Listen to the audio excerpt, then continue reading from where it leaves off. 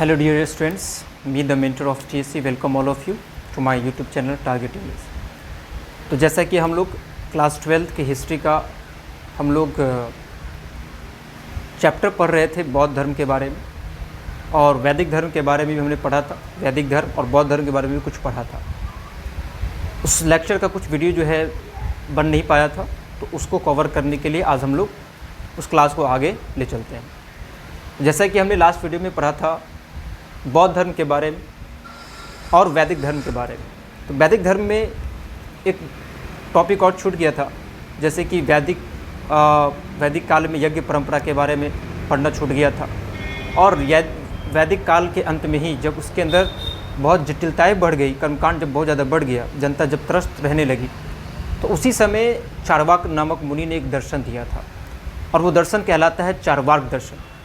तो ये चार्वाक दर्शन क्या है, आज हम लोग उसको भी पढ़ेंगे। तो आज हमारा वैदिक जो काल था, वैदिक काल में जो यज्ञ परंपरा था, उस यज्ञ परंपरा को समझेंगे और साथ ही साथ चार्वाक दर्शन को भी पढ़ेंगे। फिर आगे हम लोग बौद्ध धर्म के बारे में तो कुछ पढ़ ही चुके हैं कि बौद्ध धर्म का जो है उद्भव कैसे हुआ, तो ये उसकी स्टोरी हम लोग पिछले क्लास में कर चुके हैं। और बौद्ध धर्म से रिलेटेड जो भी महत्वपूर्ण टॉपिक है, जैसे कि स्तूप के बारे में, त्रिपिटक के बारे में, संप्रदाय के बारे में, ये सब भी हम आगे डिस्कस करेंगे। तो आज का हमारा जो टॉपिक होगा उस वैदिक परंपरा से, वैदिक काल से, वो टॉपिक होगा यज्ञ परंपरा। क्लास में डिस्कशन हो चुका है, ठीक है, लेकिन इसका चूँकि वीडियो नहीं बना था, इसलिए आज हम लोग इसको समझते हैं कि यज्ञ परंपरा जो थी वैदिक काल में वो किस प्रकार की यज्ञ परंपरा थी। तो ध्यान देंगे सभी आदमी, ध्यान दो। तो अगर हम बात करें यज्ञ परंपरा, अभी हम समझा देंगे, और इसका जो है तुम्हें PDF ग्रुप में भेज दिया जाएगा। जब भेज दिया गया होगा तो वहाँ से तुम नोट करके उसको अच्छे से पढ़ सकते हो। जो समझाएंगे एज इट इज़ वो नोट्स में लिखा हुआ है। यहाँ पे सिर्फ समझना है कि यज्ञ परंपरा क्या थी। तो देखो, ये यज्ञ परंपरा की शुरुआत ऋग्वेद से हुई। बात याद रखना है कि यज्ञ परंपरा की जो शुरुआत है ये वैदिक काल में ही हुई। कहाँ से शुरू हुई है? ऋग्वेद से शुरू हुई यज्ञ परंपरा की शुरुआत, ठीक है। यज्ञ क्या होता है? जैसे हवन उवन कराते हैं, यज्ञ करते हैं, एक अनुष्ठान होता है, तो वही यज्ञ है, ठीक है। विधि विधान द्वारा कोई भी अनुष्ठानिक कार्य जो करते हैं, तो यज्ञ परंपरा कहाँ से शुरुआत हुई? ऋग्वेद से शुरुआत हुई, ऋग्वेद से आरंभ हुई। लेकिन ऋग्वेद से आरंभ हुई ये परंपरा वैदिक काल के अंत में जाते जाते जटिल हो गई। इसके अंदर बहुत ज़्यादा कर्मकांड बढ़ गया। शुरुआत में जब यज्ञ परंपरा अस्तित्व में आया तो लोग मवेशी के लिए ये यज्ञ करते थे, ठीक है। लोग पुत्र प्राप्ति के लिए यज्ञ करते थे, स्वास्थ्य के लिए यज्ञ करते थे, और लंबी आयु के लिए यज्ञ करते थे, ठीक है। शुरुआत में ये सामूहिक रूप से किया जाता था, लोग एक साथ करते थे इसको। लेकिन बाद में चलकर जो है इस यज्ञ को सिर्फ घर के मालिकों द्वारा किया जाने लगा, ठीक। और वो यज्ञ जो था, कितने प्रकार के यज्ञ होते थे उस वैदिक काल में। तो वैदिक काल में जो यज्ञ परंपरा थी वो 3 प्रकार की परंपरा थी। पहली जो यज्ञ परंपरा थी, उस यज्ञ परंपरा को हम लोग कहते हैं वाजपेय यज्ञ कहते हैं। क्या कहते हैं? वाजपेय यज्ञ, वाजपेय यज्ञ। दूसरा जो यज्ञ था, दूसरा यज्ञ था राजसूय यज्ञ, राजसूय यज्ञ। और तीसरा जो यज्ञ था, उस यज्ञ को कहते हैं, सबसे महत्वपूर्ण यज्ञ था वो, जिसको हम लोग कहते हैं अश्वमेध यज्ञ। तो प्राचीन काल में, या कह सकते हो वैदिक काल में, 3 प्रकार के यज्ञ होते थे। इसमें राजा अपनी शक्ति बढ़ाने के लिए, चक्रवर्ती सम्राट बनने के लिए, अपनी शाही संप्रभुता बढ़ाने के लिए ये यज्ञ करते थे। वाजपेय यज्ञ क्या था, राजसूय यज्ञ क्या था, और अश्वमेध यज्ञ क्या था, इसको समझते थोड़ा। देखो, ये जो वाजपेय यज्ञ है, ये वाजपेय यज्ञ 17 दिन चलता था। साल में कितना दिन चलता था? ये यज्ञ जो है साल में 17 दिन चलता था। 17 दिन चलता था। इससे सम्राट को क्या होता था? इससे सम्राट को गौरव प्राप्त होता था। इससे सम्राट को क्या होता था?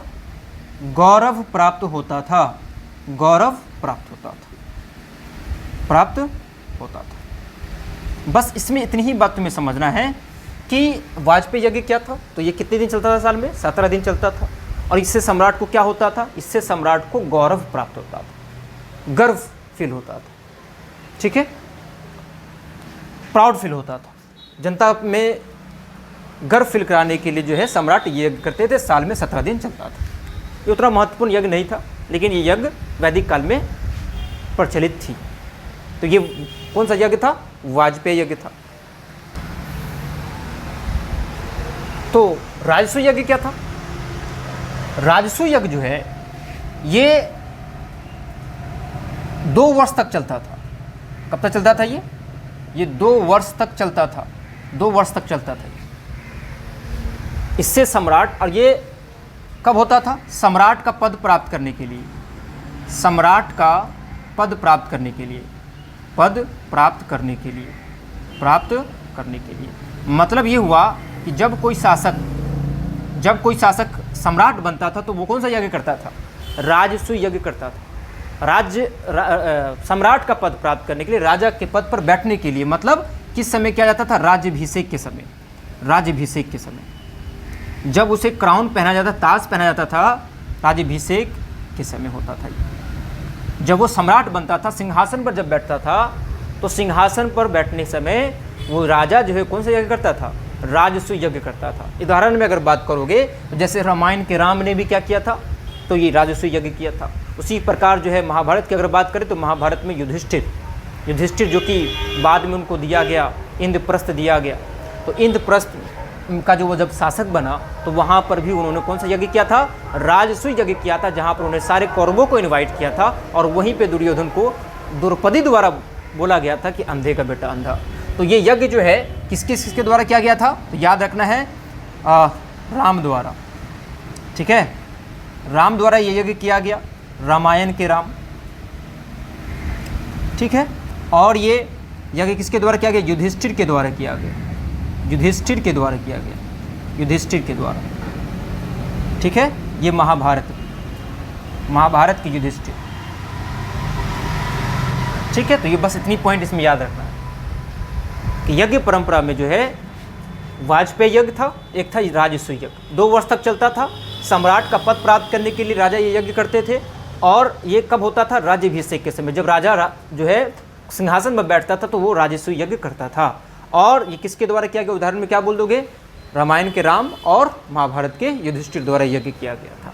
अब सबसे जो महत्वपूर्ण यज्ञ है उस यज्ञ का नाम है अश्वमेध यज्ञ। कौन सा यज्ञ है? अश्वमेध यज्ञ। अब ये समझते हैं कि अश्वमेध यज्ञ क्या था। ध्यान दोगे, सब अच्छे से एकदम ध्यान दोगे। अश्वमेध यज्ञ की अगर हम बात करें, अश्वमेध यज्ञ की अगर हम बात करें तो अश्वमेध यज्ञ सबसे महत्वपूर्ण यज्ञ था, सबसे महत्वपूर्ण यज्ञ, सबसे महत्वपूर्ण यज्ञ था ये, ठीक है। सबसे महत्वपूर्ण यज्ञ था अश्वमेध यज्ञ। अश्व का मतलब क्या होता है? अश्व का मतलब होता है घोड़ा, ठीक है। मतलब कि इसमें, इस यज्ञ में घोड़ा का इस्तेमाल होता था, घोड़ा का प्रयोग होता था। राजा क्या करता था? राजा जो है अपने घोड़े, जो अश्व था, जो घोड़ा था, सफ़ेद घोड़े को 1 वर्ष तक खुला छोड़ देता था। समझ में आया बात? और 1 वर्ष तक वो घोड़ा खुला छोड़ देगा और वो पूरे क्षेत्र में विचरण करेगा। जहाँ तक वो घोड़ा विचरण करेगा वो क्षेत्र सम्राट का हो जाएगा। उस सम्राट का, जो सम्राट कौन सा यज्ञ कर रहे हैं? अश्वमेध यज्ञ कर रहे हैं। उसमें वो अपना घोड़ा 1 वर्ष तक खुला छोड़ देगा और जिस क्षेत्र तक वो विचरण करेगा वो सारा क्षेत्र राजा का हो जाएगा। अगर कोई क्षेत्र का राजा उस राजे के घोड़े को अपने क्षेत्र में प्रवेश करने से रोकता तो उस राजा को उनसे युद्ध करना पड़ता और युद्ध में वो क्षेत्र जीतता तो उनके कब्जे में आता, ठीक है। इस प्रकार जहाँ तक वो घोड़ा जाता वो क्षेत्र उसका हो जाता। जो राजा इनका विरोध करता उनको उससे लड़ना पड़ता। तो यही जो यज्ञ था ये कहलाता था अश्वमेध यज्ञ, जो कि सबसे महत्वपूर्ण यज्ञ था। ये राजा के चक्रवर्ती को प्रूफ करता था, साबित करता था। मतलब इससे राजा चक्रवर्ती बनते थे। इससे समझ में आता था कि राजा का प्रभाव कितना है अगल बगल छोटे छोटे राज्यों में, कि बाकी छोटे छोटे राजा जो इनकी अधिकता को कितनी आसानी से स्वीकार कर रहे हैं। इसलिए ये यज्ञ जो था वो बहुत महत्वपूर्ण यज्ञ था। और अश्वमेध यज्ञ जो है ये किया जाता था राजा द्वारा शाही संप्रभुता बढ़ाने के लिए। चक्रवर्ती सम्राट बनने के लिए, तो ये भी याद रखना है, क्वेश्चन पूछता है। तो चक्रवर्ती सम्राट बनने के लिए, चक्रवर्ती सम्राट अथवा शाही संप्रभुता, शाही संप्रभुता के लिए राजा क्या करते थे, ये यज्ञ करते थे। यज्ञ कितने वर्ष चलता था, यज्ञ जो है 1 वर्ष तक चलता था, 1 वर्ष तक चलता था। और 1 वर्ष के बाद वो लास्ट में जब आएगा तो 3 दिन तक यज्ञ होगा, 3 दिन तक क्या होगा, यज्ञ होगा, 3 दिन तक क्या होगा, यज्ञ होगा, ये वाला यज्ञ। इसमें राजा उस घोड़े की बलि देंगे और इस प्रकार इस यज्ञ का जो है इस यज्ञ को अंजाम देंगे। उस घोड़े की बलि दी जाती थी इसमें। तो यही था अश्वमेध यज्ञ, जो कि सबसे महत्वपूर्ण यज्ञ था। क्वेश्चन पूछा यहाँ से कितनी बार पूछा हुआ भी है कि अश्वमेध यज्ञ किसने किसने किया था। तो याद रखना, अश्वमेध यज्ञ किसने किया था। अश्वमेध यज्ञ किया था किसने, पुष्यमित्र शुंग ने किया था। पुष्यमित्र शुंग जो कि शुंग वंश का शासक था। पुष्यमित्र शुंग ने कहा कितनी बार किया था, 2 बार ये यज्ञ किया था। और समुद्रगुप्त ने भी किया था। समुद्रगुप्त जिसका टाइटल है समुद्रगुप्त प्रक्रमांक, इसने भी 1 बार ये यज्ञ किया था, ठीक है। और हर्षवर्धन भी कहा जाता है कि हर्षवर्धन ने भी 1 बार अश्वमेध यज्ञ किया था। तो इस प्रकार हमने समझा, यज्ञ परंपरा को हमने समझा कि यज्ञ परंपरा जो है ये ऋग्वेद से आरंभ हुई, लेकिन वैदिक काल के अंत तक आते आते इसके अंदर कर्मकांड बढ़ गए थे। शुरुआत में लोग इनको सामूहिक रूप से ये यज्ञ करते थे, लेकिन बाद में घर के मालिकों द्वारा, राजाओं के द्वारा ये जो है यज्ञ किया जाने लगा। लोग यज्ञ क्यों करते थे उस समय, मवेशी के लिए, जानवर के लिए करते थे, पुत्र प्राप्ति के लिए करते थे, स्वास्थ्य के लिए करते थे, लंबी आयु के लिए करते थे। लेकिन बाद में यज्ञ के अंदर कर्मकांड बढ़ गया और इस प्रकार यज्ञ जो है धीरे धीरे समाप्त हो गया, यज्ञ की परंपरा समाप्त हो गई। तो ये वैदिक काल में प्रचलित यज्ञ परंपरा थी। तो ये बात समझ में आ गई अच्छे से। इसका तुम्हें PDF फॉर्म ग्रुप में भेज दिया जाएगा, वहाँ से तुम नोट कर सकते हो। इसको रफली हमने समझाया यहाँ पर, और इसको रफली तुम लिख लोगे और इसी रफ से तुम याद करने की कोशिश करोगे। वो सेंटेंस वहाँ पे पूरी तरह जो है फॉर्म करके मिलेगा तुम्हें, और यहाँ पर तुम्हें बस शॉर्टकट में मिला है ताकि तुम समझ सको इसको। तो तुम इसको नोट भी कर लोगे और साथ में उसको सेंटेंस में भी फॉर्म कर लोगे, समझ में आ जाएगा, बहुत आसानी समझ में आ जाएगा कि यज्ञ जो है ये यज्ञ 17 दिन चलता था। इससे सम्राट को गौरव और शक्ति प्राप्त होती थी, ठीक है। इसमें जो सम्राट जो होते थे अलौकिक शक्ति प्राप्त करते थे। और इसमें चक्रवर्ती सम्राट बनने के लिए या शाही संप्रभुता बढ़ाने के लिए, शाही संप्रभुता के लिए, शाही संप्रभुता का मतलब कि उनका संप्रभुता, उनका प्रभाव कहाँ तक है, इनके लिए यज्ञ किया जाता था, अश्वमेध यज्ञ। तो अब हम आगे बढ़ते हैं, नेक्स्ट टॉपिक पे हम लोग पढ़ेंगे अब, ठीक है। चरवाक दर्शन क्या था। तो जब वैदिक कर्मकांड से जनता जब त्रस्त होने लगी, क्योंकि तुम्हें पता है कि वैदिक काल के अंत में इसके अंदर बहुत सारी बुराइयां पनप गई थी, ठीक है, बहुत सारी मान्यता आ गई थी, ये धर्म को फॉलो करना बहुत जटिल हो गया था। तो जनता इस धर्म से बहुत त्रस्त होने लगी थी, जो है छुआछूत की भावना, जो है भेदभाव की भावना एकदम चरम पर थी वैदिक काल के अंत में। उत्तर वैदिक काल में आते आते वर्ण व्यवस्था प्रचलित थी, शूद्रों को वहाँ उस समय जो है बहुत नीच माना जाता था। महिलाओं की स्थिति समाज में इतनी खास बेहतर नहीं थी।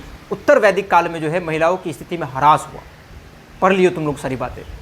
तो जब वैदिक काल में वैदिक कर्मकांड से जब लोग त्रस्त होने लगे, लोग जो है आगामी जीवन के फेर में पढ़कर वर्तमान जीवन में चिंतित रहने लगे, पुनर्जन्म की चिंता करने लगे लोग। तो ऐसे में चरवाक नामक मुनि ने लोगों को उपदेश दिया। उपदेश क्या दिया? चरवाक नामक मुनि ने अपना एक दर्शन दिया लोगों को, और वो दर्शन क्या था? वो दर्शन था जब तक जियो सुख से जियो, कर्ज लेकर घी पियो। इसका कहने का मतलब यही था कि तुम फ्यूचर की, आगामी जीवन की चिंता मत करो। कोई पुनर्जन्म नहीं होता है, कोई परलोक नहीं होता है, कोई आत्मा परमात्मा नहीं होती है, इनका मानना था ये। इसी को कहा जाता है चरवाक दर्शन। जो चरवाक नामक मुनि ने लोगों को फ्यूचर की चिंता जो थी लोगों के अंदर, आगामी जीवन को जो चिंता थी, उस जीवन से लोगों को परलोक की चिंता से निकाल कर लोगों को इह लोक में आनंद पूर्वक जीने का जो मार्ग बताया, जो उन्होंने दर्शन दिया उसी दर्शन को हम चार्वाक दर्शन कहते हैं। तो उम्मीद है कि ये बात समझ में आ गई कि चार्वाक दर्शन क्या था। तो अब हम समझते हैं स्तूप क्या होता है, ठीक है, क्योंकि हम लोग बौद्ध धर्म के बारे में पढ़ रहे थे, है ना, बौद्ध धर्म के बारे में कि हमने पढ़ा था कि बौद्ध धर्म का संस्थापक कौन है। तो बौद्ध धर्म का संस्थापक जो है वो महात्मा बुद्ध है, गौतम बुद्ध है। कैसे कैसे उनको ज्ञान की प्राप्ति हुई हम लोग बहुत बढ़िया से समझ चुके थे, है ना, कि सबसे पहले जब वो घर से निकले, कितने वर्ष के उम्र में निकले थे याद है तुम्हें? वो घर से जो है 29 वर्ष की अवस्था में घर से निकले थे। 16 वर्ष की आयु में उनका विवाह हो गया था। याद है ना ये बात? याद है ना कि उन्होंने गृह त्याग कब किया था? गृह त्याग कब किया था? महात्मा बुद्ध ने गृह त्याग किया था उन्होंने 29 वर्ष की उम्र में। तो ये बात याद रखना है, कितने वर्ष की उम्र में? 29 वर्ष की उम्र में उन्होंने गृह त्याग दिया था। और गृह त्यागने के बाद वो सबसे पहले चले गए अपने गुरु के पास। अपने गुरु नहीं तो जब वो वन में निकले, जब सन्यासी के रास्ते पर जब वो निकल गए तो उनको गुरु मिले, शिक्षा भी उनसे ली। अलार कलाम, रुद्रक रामपुत्र जैसे आचार्यों से वो मिले, उनसे ज्ञान प्राप्त करने की कोशिश की, बट फाइनली उनको वहाँ पर ज्ञान प्राप्त नहीं हुआ। फिर वो उनको जो है 5 ब्राह्मण मिले, और वो 5 ब्राह्मण का नाम हम तुम्हें पिछले क्लास में हम बता चुके होंगे कि वो 5 ब्राह्मण कौन थे। तो वो 5 ब्राह्मण थे कौंडिन्य, वप्पा, भदिया, सागी और महानामा। ये 5 ब्राह्मण के साथ वो तपस्या करने पर बैठे, लेकिन तपस्या करने के बाद भी जब उनको ज्ञान की प्राप्ति नहीं हुई तो उन्होंने क्या कर दी? तपस्या त्याग दी और सुजाता नामक कन्या के हाथों उन्होंने भोजन ग्रहण कर लिया, जिससे इन 5 ब्राह्मणों ने क्या किया? उनका साथ छोड़ दिया। इसके बाद वो अब चले गए कहाँ? गया चले गए, और गया में पीपल वृक्ष के नीचे इस दृढ़ निश्चय के साथ बैठे कि अब जो है ज्ञान प्राप्त करके ही जो है रहेंगे। और वहाँ बैठने के 8वें दिन ही उनको जो है बैसाख पूर्णिमा के दिन ही उनको ज्ञान की प्राप्ति हो गई। और वो क्षेत्र जो गया क्षेत्र है उसी दिन से कहा जाने लगा बोध गया कहा जाने लगा। उसी दिन से बोधि कहलाया, ज्ञान की प्राप्ति हो गई, बुद्ध कहलाए उसी दिन से। तो कहाँ पर ज्ञान की प्राप्ति हुई? पीपल वृक्ष के नीचे, बोध गया में इनको ज्ञान की प्राप्ति हुई। और वो पीपल वृक्ष जो है उनको बोधि वृक्ष भी कहा जाने लगा, जिसे पाल वंश के शासक, जो बंगाल के पाल वंश के शासक थे शशांक गौर, उन्होंने क्या किया? उन्होंने उस वृक्ष को कटवा दिया था। याद है ये बात? हम लोग पढ़े थे कि नहीं पढ़े थे? तो उनको ज्ञान की प्राप्ति जो है कितने वर्ष की उम्र में हुई? तो देखो 29 वर्ष की उम्र में उन्होंने गृह त्यागा था, और 29 वर्ष की उम्र में गृह त्यागने के बाद उनको जो है 6 साल के बाद ज्ञान की प्राप्ति हुई थी। कितने वर्ष के बाद? 6 वर्ष बाद। ये बात भी तुम्हें याद रखना, एग्जाम में पूछता है। 6 वर्ष बाद उनको क्या हुआ? ज्ञान की प्राप्ति हुई। ज्ञान की प्राप्ति हो गई, ठीक है, ज्ञान की प्राप्ति हुई। मतलब इसकी उम्र इस समय कितनी हो गई होगी? इसकी उम्र इस समय हो गई होगी 35 वर्ष। तो क्वेश्चन पूछेगा कि कितने वर्ष की उम्र में इनको ज्ञान की प्राप्ति हुई? तो कहना है 35 वर्ष की उम्र में इनको ज्ञान की प्राप्ति हुई। समझ में आया बात? कितने वर्ष की उम्र में ज्ञान की प्राप्ति हुई? 35 वर्ष की उम्र में ज्ञान की प्राप्ति हो गई इनको, ठीक है। कहाँ हुई? तो पीपल वृक्ष के नीचे हुई। पीपल वृक्ष के नीचे, जिसको हम बोधि वृक्ष भी कहते हैं, बोधि वृक्ष, बोधि वृक्ष। इस वृक्ष के नीचे इनको ज्ञान की प्राप्ति हो गई। और कहाँ? तो बोध गया में इनको ज्ञान की प्राप्ति हुई, और वो क्षेत्र कहा जाने लगा बोध गया क्षेत्र कहा जाने लगा। समझ में आया बात? तो ये बात समझ में आ गई। उसके बाद और याद रखना है कि वो जब उसको ज्ञान की प्राप्ति हो गई तो उन्होंने शिष्य बनाया। तो शिष्य किसको बनाया था? अच्छा, एक बात और बताना भूल के, किस नदी के किनारे? तो नदी अगर पूछेगा तो नदी याद रखना, हालांकि शायद पिछले क्लास में बता दी है, बस जो बात नहीं है तुम याद रखना। हमने क्या क्या बताया? उनको ज्ञान की प्राप्ति कितने वर्ष को हुई? 35 वर्ष। गृह त्यागने के 6 वर्ष बाद इनको ज्ञान की प्राप्ति हुई। तो 35 वर्ष में ज्ञान की प्राप्ति हुई। और पीपल वृक्ष के नीचे, ये बोधि वृक्ष के नीचे इनको ज्ञान की प्राप्ति हुई। किस नदी के किनारे? तो निरंजना नदी के किनारे। याद रखना है नदी कौन सी थी? नदी थी निरंजना नदी के किनारे। तो ये भी याद रखना, इंपॉर्टेंट है ये, ठीक है। ये सब बता दे रहे हैं क्योंकि हो सकता है कि हम पिछले क्लास में डिस्कस नहीं किए होंगे, इसलिए हम ये बता देते, तो इस बात को याद रखोगे, ठीक है। आगे बढ़ते हैं अब।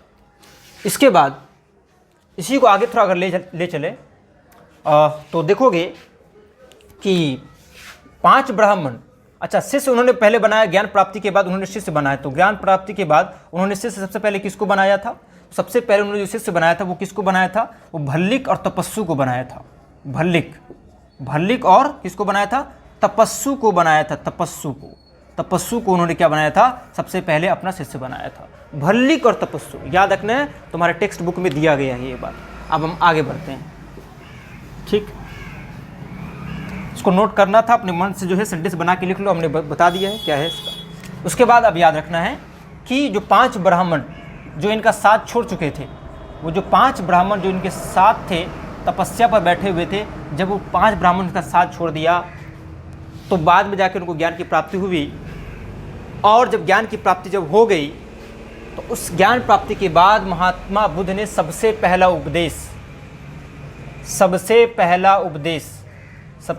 उपदेश इन्हीं 5 ब्राह्मणों को दिया। कहाँ दिया? सारनाथ में। क्वेश्चन लिख लोगे तुम लोग कॉपी में कि महात्मा बुद्ध ने जो है अपना सबसे पहला धर्मोपदेश कहाँ दिया? सारनाथ में दिया। ज्ञान की प्राप्ति गया में हुई, लेकिन सबसे पहले अपना उपदेश इन्होंने कहाँ दिया? सारनाथ में दिया। और किसको दिया? तो इन्हीं 5 ब्राह्मणों को, जिसका नाम क्या था? कौंडिन्य, भदिया, अस्सागी, महानामा। ठीक है, ये सब कौन थे? तो ये 5 ब्राह्मण थे। ठीक है, तो ये 5 ब्राह्मणों को इन्होंने क्या दिया? अपना उपदेश दिया था। कहाँ दिया था? सारनाथ में दिया था। समझ में आया? जन्म कब हुआ था याद है तुम्हें? जिसका जन्म हुआ था 563 ईसा पूर्व में इनका जन्म हुआ। तुम्हें बताया जा चुका है सारी बात। इनका जन्म कब हुआ? इनका जन्म हुआ था 563 ईसा पूर्व में। मृत्यु कब हुआ? तो मृत्यु हुआ इनका 483 ईसा पूर्व में। मतलब 80 वर्ष की उम्र में इनको क्या हुआ? तो महापरिनिर्वाण की प्राप्ति हुई। महापरिनिर्वाण, जब गौतम बुद्ध का डेथ हुआ तो उनके डेथ को क्या कहा गया? महापरिनिर्वाण कहा गया। 80 वर्ष की उम्र में इनको महानिर्वाण की प्राप्ति हुई। जन्म कहाँ हुआ था याद है तुम्हें? इनका जन्म कहाँ हुआ था? सब लिख लोगे बना के। इसका जन्म जो हुआ था, इनका जन्म हुआ था, कहाँ हुआ था? लुम्बिनी में हुआ था। कहाँ हुआ था? लुम्बिनी के आम्रकुंज में इनका जन्म हुआ था। तुम लुम्बिनी याद रखना, ठीक है? लुम्बिनी के आम्रकुंज में, नेपाल की तराई में है, लुम्बिनी के आम्रकुंज में इनका जन्म हुआ था। ठीक है, ज्ञान की प्राप्ति कहाँ हुई थी बताओ? गया में हुई थी। सबसे पहला उपदेश कहाँ दिया? सारनाथ में। क्वेश्चन पूछता है इस प्रकार का, इसलिए इसे बताना पड़ता है, याद करना पड़ेगा ये सब। इसके बाद और याद रखना, इनकी मृत्यु कहाँ हो गई? तो इनकी मृत्यु जो है वो हो गई कुशीनगर में। इनकी मृत्यु कहाँ हो गई? कुशीनगर में इनकी मृत्यु हो गई। याद रखना ये बात, ठीक है? मृत्यु कहाँ हो गई? कुशीनगर में 483 ईसा पूर्व में हो गई। ठीक है, एक जो है भोजन करने के कारण इनको जो है पेट में उदर विकार हुआ और इसके कारण जो है इनकी मृत्यु का कारण कहा जाता है कि ये उनकी मृत्यु का कारण बना। तो कुशीनगर में इनका जो है क्या हो गया था? डेथ हो चुका था। तो ये था महात्मा बुद्ध के बारे में। ज्ञान की प्राप्ति कैसी हुई थी ये बात सब हम अच्छे से डिस्कस कर चुके हैं। पूरा इनके बारे में जो भी इनका जीवन परिचय है शुरू से लेकर अंत तक पूरा हम डिस्कस किए थे पिछले वीडियो में। तो अगर पिछला वीडियो नहीं देखे तो पहले जाकर वो सब देखो, ठीक है? फिर सारी चीज़ें समझ में आएगी। अब हम इसको थोड़ा सा आगे ले लेते हैं, ठीक है? तो हम चलते हैं, सीधा समझते हैं कि बौद्ध धर्म से रिलेटेड जो कुछ और चीज़ें हैं, जैसे स्तूप है, महात्मा बुद्ध को महापरिनिर्वाण की प्राप्ति हुई। ठीक है, मतलब इनका जब डेथ हुआ तो इनके डेथ को क्या कहा गया? निर्वाण न बल्कि महापरिनिर्वाण कहा गया। महापरिनिर्वाण की प्राप्ति कहा गया। और जब इन्होंने 5 ब्राह्मणों को सबसे पहला अपना उपदेश दिया तो ये क्या कहलाए? इसको कहा गया धर्म चक्र प्रवर्तन कहा गया। प्रवर्तन, धर्म चक्र प्रवर्तन कहा गया जब उन्होंने इस 5 ब्राह्मणों को अपना पहला धर्मोपदेश दिया था। Got it? तो हम आगे बढ़ते हैं। अब स्तूप क्या होता है? देखो, तो स्तूप जो वर्ड है ना, पहले समझो कि स्तूप का संबंध किससे? तो स्तूप का संबंध जो है वो बौद्ध धर्म से है। इसका संबंध बौद्ध धर्म से कैसे, ये भी तुम्हें समझ में आएगा। देखो, स्तूप जो है संस्कृत भाषा का शब्द है। किसका शब्द है स्तूप? स्तूप जो है वो संस्कृत भाषा का शब्द है। ये पहली बात ये याद रखना है, शब्द है। ठीक है, स्तूप किस भाषा का शब्द है? संस्कृत भाषा का शब्द है। इसका अर्थ क्या होता है? टीला होता है, या जिसको हम ढेर कहते हैं वो होता है, या थूहा थुआ मतलब मिट्टी का थुआ बना के रख देते, जो मिट्टी का ढेर बना के रख देते हैं, तो उसी को टीला कहो, ढेर कहो, वही बात है, यही इन सब का मतलब होता है। जैसे किसी के मरने के बाद क्या करते हैं यहाँ पे, जैसे कि मान लो ये कब्र है या कह सकते जला दिया गया यहाँ पर, तो उस पर क्या कहता है, मिट्टी ऐसे ढक दिया जाता है। तो ये मिट्टी जो ऐसे ढक दिया जाता है तो यहाँ पर क्या बन जाता है, ये ढेर तो बन जाता है। इसी ढेर को ही क्या कहते हैं हम लोग, बौद्ध धर्म, इसी को कहा गया स्तूप। क्या कहा गया? लेकिन ये स्तूप चूंकि इतना विशाल बनाया गया बाद में जाकर कि ये एक अलग महत्व रखता है, ये अलग स्थान रखता है इतिहास में। बौद्ध धर्म में इनका अलग स्थान हो जाता है, तो बड़े बड़े स्तूप बनाए गए। कहा जाता है हेनसांग ने तो कहा था, जो चीनी यात्री जो भारत की यात्रा की थी, हेनसांग जो यात्रियों का राजकुमार कहा जाता है, उन्होंने क्या कहा था कि ये अशोक ने जो है 80,000 स्तूप बनवाए थे। अब इस बात में तो हो सकती है अतिशयोक्ति हो सकती है, लेकिन खुद अपने आंख से उन्होंने 80 स्तूपों को देखा था। लेकिन उन्होंने अपने यात्रा वृत्तांत में, अपनी किताबों में, अपने पुस्तक में उन्होंने क्या लिखा था, उन्होंने अपनी पुस्तक में लिखा था कि अशोक ने 84,000 स्तूप बनवाए थे। से स्तूप का महत्व अलग है, बाकी धर्म में जो भी मिट्टी का ढेर कर दिया जाता है, जो भी करे उससे अलग है इनका। ठीक है, तो स्तूप समझते हैं क्या। तो ये स्तूप इतना तो समझ में आ गया कि स्तूप जो है किस भाषा का शब्द है, संस्कृत भाषा का शब्द है, जिसका मतलब होता है टीला, ढेर या क्या होता है, थुआ होता है। समझ में आ गई बात। अब देखो क्या हुआ कि जब महात्मा बुद्ध का डेथ हुआ, महात्मा बुद्ध का जब डेथ हुआ, महात्मा बुद्ध की जब मृत्यु हुई, किसकी मृत्यु हुई, महात्मा बुद्ध की। तो महात्मा बुद्ध की मृत्यु के बाद, महात्मा बुद्ध के मृत्यु के बाद उनके अस्थि, उनकी मृत्यु कब हुई याद है ना, उनकी मृत्यु हो गई थी 483 ईसा पूर्व में इनकी मृत्यु हो गई थी। इनके मृत्यु के बाद क्या हुआ कि उनके अस्थियों को पश्चात, मृत्यु पश्चात इनके अस्थियों को क्या किया गया, इनके अस्थियों को, इनका जो जला हुआ जो हिस्सा था, अवशेष था, इन अस्थियों को 8 भाग में डिवाइड किया गया। कितने भाग में बांट दिया गया, 8 भाग में डिवाइड कर दिया गया।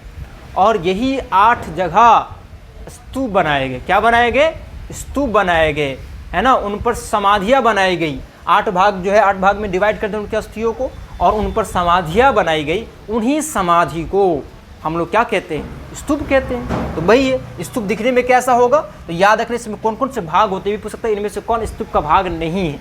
तो जैसे कि मान लो कि ये है, पहले सबसे पहले ये जो बनाया जाता है, ये इसको क्या कहा जाता है, इसको मेधी कहा जाता है।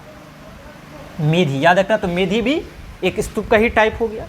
इसके बाद जो है ये, इस पर एक अर्धगोलाकार होता है। ये क्या है, अर्धगोलाकार है। ये थोड़ा सा इसको और गोल टाइप का करते हैं, अर्धगोलाकार है। ठीक है, ये अर्धगोलाकार को हम लोग क्या कहते हैं, अंड कहते हैं, अंड, इसी को अंड कहते हैं। ठीक है, और इसके बाद यहाँ पर जो है इस प्रकार से ये सबसे महत्वपूर्ण हिस्सा होता है, सबसे महत्वपूर्ण हिस्सा होता है ये। ठीक है, ये सबसे महत्वपूर्ण हिस्सा होता है जिसको हर्मिका कहा जाता है। क्या कहा जाता है, हर्मिका। तो स्तूप का कुछ स्वरूप इसी प्रकार का होता है। ये हर्मिका हो गया। इसी में एक आगे जाके ऊपर जो है ना, ऊपर की तरफ एक पिलर टाइप का होता है, उस पिलर को यष्टि कहा जाता है। क्या कहा जाता है, यष्टि। सब याद रखना है, यष्टि, यष्टि कहा जाता है। ठीक है, और इन पर छत्र टाइप का जो है, छाता टाइप का होता है, इनको छत्र कहा जाता है। तो याद रखना कौन कौन इसका भाग है, मेधी, अंड, हर्मिका, यष्टि और कौन है, छत्र है। और इसके बाद इनको जो है दीवार से चारों तरफ से जो है घेर दिया जाता है, रेलिंग लगा दी, रेलिंग से चारों तरफ होगा। हम तो यहाँ पर बोर्ड पे बना रहे हैं तो चारों तरफ का तो नहीं दिखा सकते हैं ना, तो यहाँ पर जो है ये चारों तरफ से स्तूप को क्या किया जाता है, घेर दिया जाता है। इस घेराव को क्या कहते हैं, वेदिका कहते हैं। क्या कहते हैं, वेदिका, जिसको हम इंग्लिश में रेलिंग कहते हैं। तो रेलिंग से जो है इनको चारों तरफ से घेर दिया जाता था। और इसी स्तूप के चारों तरफ जो बौद्ध धर्म के अनुयायी है वो क्या करते हैं, परिक्रमा करते हैं। इसी के चारों तरफ क्या करते हैं, परिक्रमा करते हैं। तो ये जो पथ है, ये जो जिस होकर वो परिक्रमा करते हैं, उस पथ को कहते हैं प्रदक्षिणा पथ। क्या कहते हैं, प्रदक्षिणा पथ कहते हैं। तो यही क्या कहलाता है, यही हम स्तूप समझते, इसी को स्तूप कहते हैं। जो महात्मा बुद्ध के जो है अस्थियों पर, उनके डेड बॉडी को जो है जलाने के बाद उनके अस्थियों को 8 भाग में डिवाइड कर दिया गया, स्तूप बनाया गया। तो शुरू में तो जो है महात्मा बुद्ध के लिए बनाया जाता था, लेकिन बाद में उनके शिष्यों के लिए भी बनाया जाना शुरू हुआ। तो ऐसे बहुत सारे स्तूप हमें देखने को मिलते हैं। तो इन्हीं को सामान्यतः हम लोग क्या कहते हैं, स्तूप कहते हैं। कौन कौन इसका भाग है याद रखना है, मेधी है, अंड है, हर्बिका है, यष्टि है, छत्र है, वेदिका है और कौन है, प्रदक्षिणा पथ है।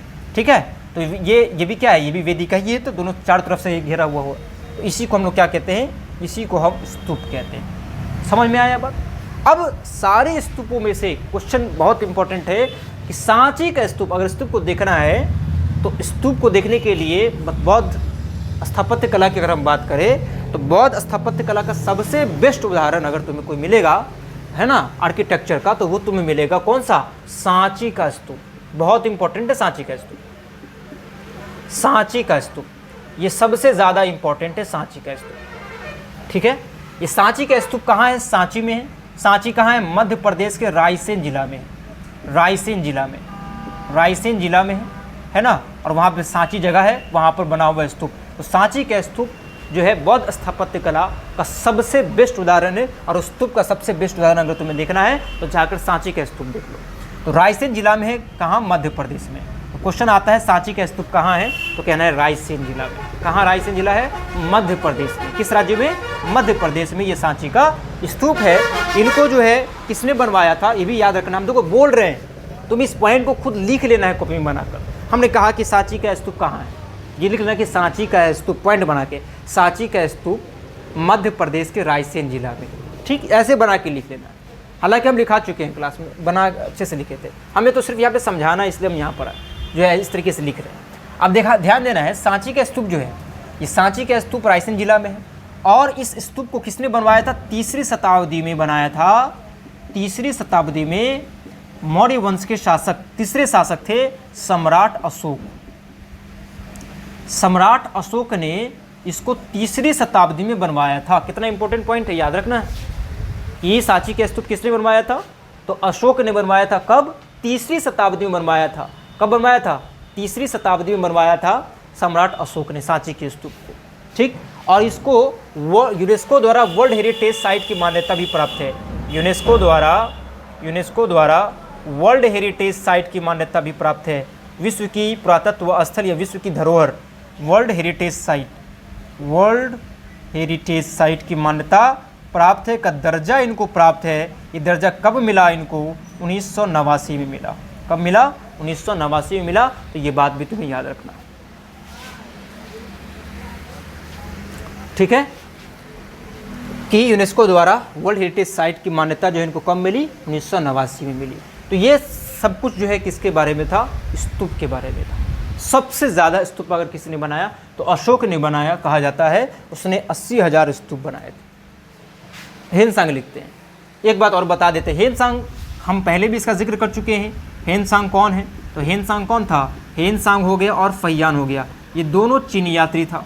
ठीक है, दोनों क्या था, ये दोनों जो है चीनी यात्री था, चीनी यात्री था ये। ठीक है, ये चीनी यात्री था। हेनसांग जो है वो पता है ना किसके समय ये आया था, तो हेनसांग जो है हर्षवर्धन के काल में आया था। ठीक है, भारत कब आया था, हर्षवर्धन के काल में आया था, 7वीं शताब्दी में आया था हर्षवर्धन के काल में। ठीक है, इसके बाद जो है फैयान किसके समय आया था, तो फैयान आया था किसके समय, चंद्रगुप्त द्वितीय के समय आया था। ये सब पढ़ चुके हैं, चंद्रगुप्त द्वितीय के समय आया था ये। ठीक है, क्यों आया था ये दोनों। अच्छा, हेनसांग को ही क्या कहते हैं हम लोग, यात्रियों को राजकुमार कहते हैं। तो यात्रियों का राजकुमार किसे कहा जाता है, हेनसांग को कहा जाता है यात्रियों का राजकुमार, यात्रियों का राजकुमार कहा जाता है, यात्रियों का राजकुमार कहा जाता है, हेनसांग को कहा जाता है। ये दोनों, और एक और चीनी यात्री था जिसका नाम क्या है, इसका नाम मिलता है इत्सिंग। एक और चीनी यात्री, इसका नाम क्या है, इत्सिंग। इत्सिंग भी भारत आया था, और ये जब गुप्त साम्राज्य समाप्त हो गया है ना, हर्षवर्धन काल समाप्त हो, तब ये आया था। ठीक है, ये तीनों जो चीनी यात्री भारत आया था, ये किसका अध्ययन करने के लिए आया था, ये बौद्ध धर्म का अध्ययन करने के लिए आया था। यहाँ पर इन्होंने पढ़ा भी। भारत में जैसे बिहार में बहुत सारे महाविद्यालय, जैसे नालंदा विश्वविद्यालय, विक्रमशिला विश्वविद्यालय, ये सारे विद्यालय भारत में थे। उस समय भारत विश्वगुरु कहलाता था। तो यहाँ पर ये बौद्ध धर्म का अध्ययन करने आए थे ये सब, है ना, चाहे इत्सिंग हो गया, हेनसांग हो गया या फैयान हो गया, ये सब किस लिए भारत आए थे, बौद्ध धर्म का अध्ययन करने, बौद्ध स्थलों का अध्ययन करने के लिए ये आए थे। ठीक है, तो ये सारा जो पॉइंट था, ये सारा पॉइंट किससे रिलेटेड है, ये सब है बौद्ध धर्म से रिलेटेड। ठीक, एक बात अब और समझेंगे। ठीक है, जो कि हम आगे समझते हैं।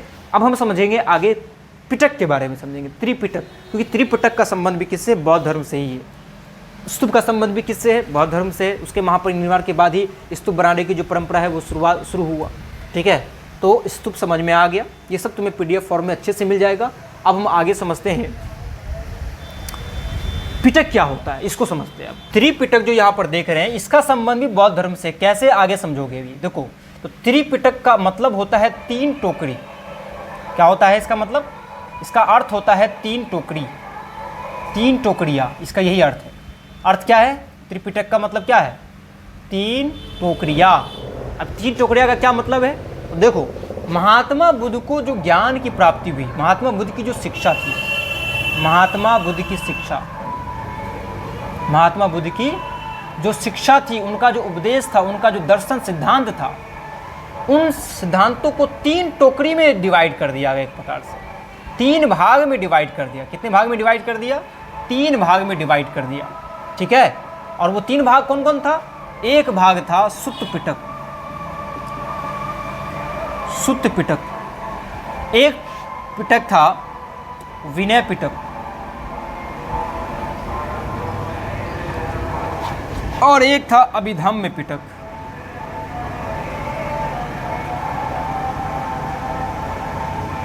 अभिधम्म पिटक। तो महात्मा बुद्ध को जो ज्ञान की प्राप्ति हुई, जो शिक्षा उनको था, जो उन्होंने शिक्षा दिया, जो उपदेश दिया, जो सिद्धांत दिया, दर्शन दिया। तुम्हें पता है ना कि महात्मा बुद्ध ने 4 आर्य सत्य बताए हैं। मानव जीवन कैसे सुखमय हो, इसके उन्होंने 4 आर्य सत्य और अष्टांगिक मार्ग भी बताए हैं। वो तो उनको जो भी शिक्षा प्राप्त हुआ, जो भी उनका सिद्धांत, जो भी दर्शन, जो नियम, आचार विचार, उन सबको, सारी शिक्षाओं को उनके जो अनुयायी थे, उनके जो शिष्य थे, महात्मा बुद्ध के अनुयायी, महात्मा बुद्ध के शिष्य, उनके शिष्यों ने उनके सारे शिक्षाओं को 3 भाग में डिवाइड कर दिया। 3 अलग अलग ग्रंथ में डिवाइड कर दिया, कह सकते हो।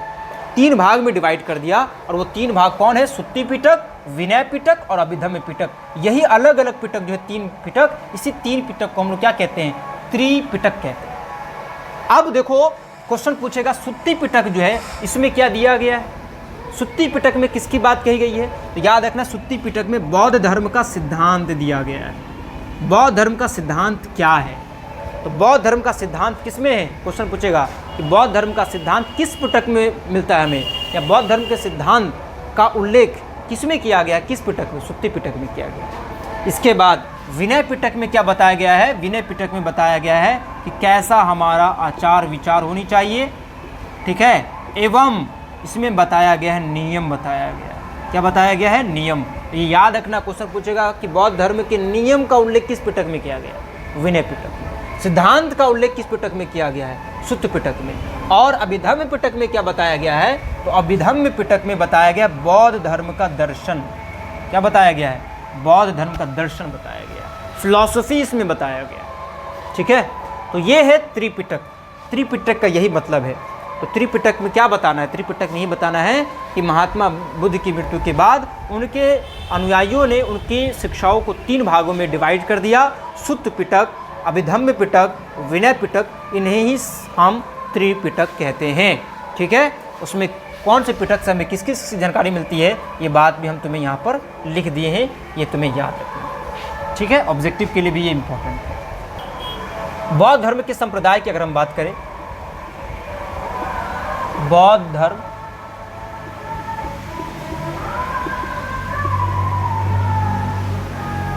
धर्म के संप्रदाय की अगर हम बात करें, तो बौद्ध धर्म का जो संप्रदाय है,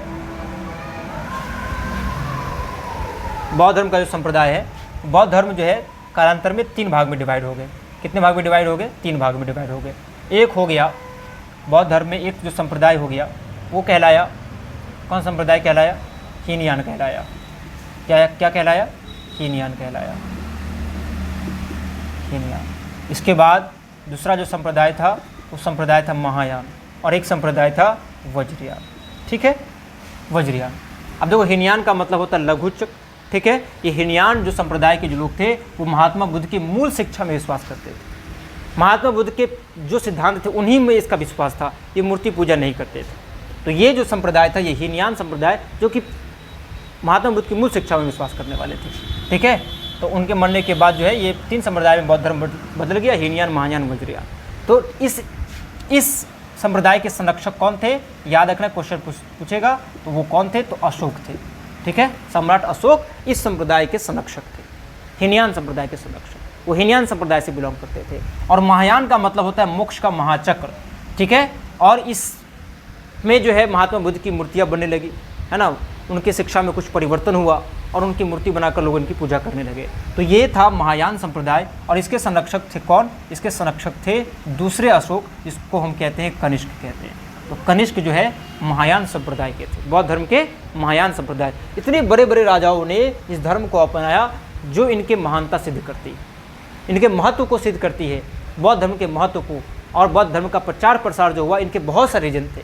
ये बड़े बड़े राजाओं के द्वारा इस धर्म को अपने दरबार में संरक्षण देना और बौद्ध धर्म महात्मा बुद्ध द्वारा बताए गए अष्टांगिक और 4 आर्य सत्य, इनकी वजह से ये जो है एक अलग पहचान बना ली दुनिया में।